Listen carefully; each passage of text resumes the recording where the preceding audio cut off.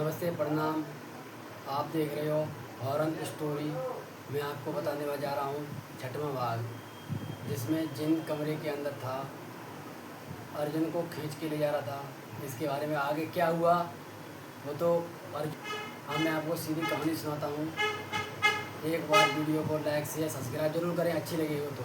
ही किसी ने अंदर की ताकत से मुझे अंधेरे में कमरे में के अंदर खींचा। मेरी चीख निकल गई, लेकिन अंदर जो था वो मेरी सोच से भी ज़्यादा डरावना था। उस रात पहली बार मुझे एहसास हुआ कि इस घर में रहस्य सिर्फ एक बंद कमरे तक सीमित नहीं है। कमला चाची की आवाज़ मेरे कानों में गूंज रही थी, अर्जुन अपना हाथ मत छुड़ाना। लेकिन तब तक बहुत देर हो चुकी थी। ऐसा लगा जैसे किसी ने मेरी कलाई पकड़कर मुझे कमरे के अंदर खींच लिया हो। मैं ज़मीन पर गिर पड़ा। मेरी टॉर्च दूर जाकर फिसल गई और रोशनी दीवार पर पड़ने लगी। मैंने कांपते हुए चारों तरफ देखा, मतलब अर्जुन ने कांपते हुए रूम में चारों तरफ देखा, तो उसने देखा कि कुछ निशान बने हैं दीवारों पर। कमरा बाहर से जितना छोटा दिखाई देता था, अंदर से उतना ही बड़ा लग रहा था। चारों तरफ पुरानी कमरे के सबसे आखिरी कोने में कोई खड़ा दिखाई दिया। लंबा कद, सफ़ेद कपड़े और बिल्कुल बिना हिले मेरी तरफ देखता हुआ। मैंने डरते हुए पूछा, कौन हो तुम? कोई जवाब नहीं आया। मैंने 2 कदम आगे बढ़ाए। उसी पल वही कुर्सी धुंधली की तरह गायब हो गई। मेरे पूरे शरीर में सारन दौड़ गई। तभी पीछे रखा पुराना संदूक अपने आप सिरक की आवाज़ के साथ खुलने लगा। मैंने टॉर्च की रोशनी उसकी तरफ की। संदूक के अंदर पुराने कपड़े, कुछ पीले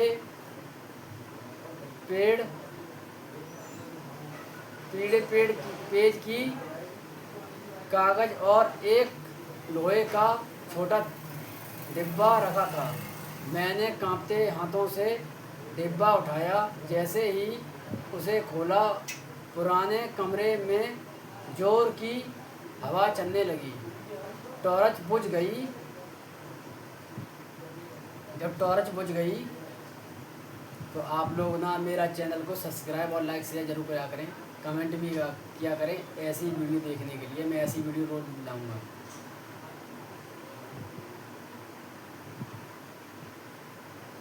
कमरे में फिर से छुपा अंधेरा छा गया और उसी अंधेरे में वही भारी आवाज़ गूंजी, जैसे चीज़ को तूने छुआ है, उसे वापस रख दे। मैं डर गया, लेकिन अब मेरे मन में डर से ज़्यादा देखने की चिंता हो रही थी। मैंने जब से अपनी जेब से मोबाइल निकाला और उसकी फ्लैश लाइट जलाई। रोशनी में दिखा डिब्बे के अंदर एक पुराना ताबीज़ और एक मुड़ा हुआ कागज़ रखा था। मैंने कागज़ खोलने की कोशिश की, तभी कमरे का दरवाज़ा अपने आप जोर से बंद हो गया। बाहर से कमला चाची की घबराई हुई आवाज़ आई, अर्जुन बेटा, आवाज़ दो तुम ठीक हो? मैंने पूरी ताकत से कहा। मैं अंदर हूँ लेकिन दरवाज़ा नहीं खुल रहा। अर्जुन घबरा के अंदर बंद हो गया। दरवाज़ा नहीं खुल रहा था क्योंकि दरवाज़ा अपने आप ही बंद हो गया। इसलिए कहते हैं कि कहीं भी सोच समझ के कदम रखो। उसी समय कमरे के कोने में फिर वही ठंडी आवाज़ सुनाई दी। अब तुम अकेले नहीं हो। मैंने लौट कर देखा और इस बार वही रेशमी साया मेरे बिल्कुल पीछे खड़ा था। वही रेशमी साया था जो उसके पीछे खड़ा था एक कोने में। जब उसने दोबारा देखा पीछे मुड़ के, तब उसी सांसों की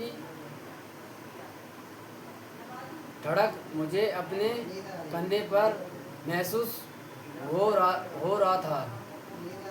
और फिर उसने बहुत धीरे कहा, तुम सच जानना है तो कल आधी रात को पुराने कुआं पर अकेले आना। आपको अगर सच जानना है तो पुराने कुएं पर आना। उसने बुलाया, मतलब निमंत्रण दिया था उसे, कहा कि रात को आना। इतना कहकर वहाँ साया धुएं में बदल गया और पुराने कमरे में गायब हो गया। वही खड़ा रह गया, हाथ में पुराना तावीज़ और मन में एक सवाल, क्या मुझे उस कुआं पर जाना चाहिए हमेशा के लिए? इस रहस्य से दूर हो जाना चाहिए। मतलब उसने सोचा इस रहस्य से या दूर हो जाना चाहिए या फिर ये पूरी रहस्य की खबर पूरी पता करनी चाहिए मेरे को। जैसे ही किसी अनोखी ताकत ने मुझे अंधेरे में कमरे के अंदर खींचा। मेरी चीख निकल गई, लेकिन अंदर जो था वो मेरी सच से भी ज़्यादा डरावना था।